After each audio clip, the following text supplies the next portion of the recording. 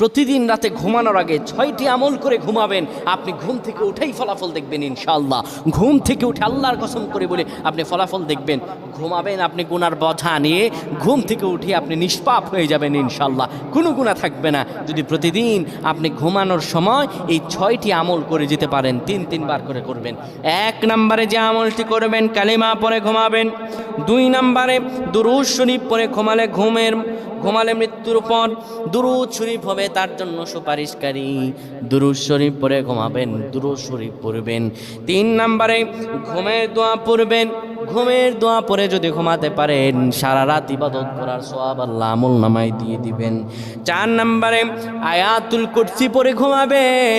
আয়াতুল কুরসি পড়ে কেউ যদি ঘুমায়, ফেরেশতারা তাকে সারা রাত পাহারা দেয়।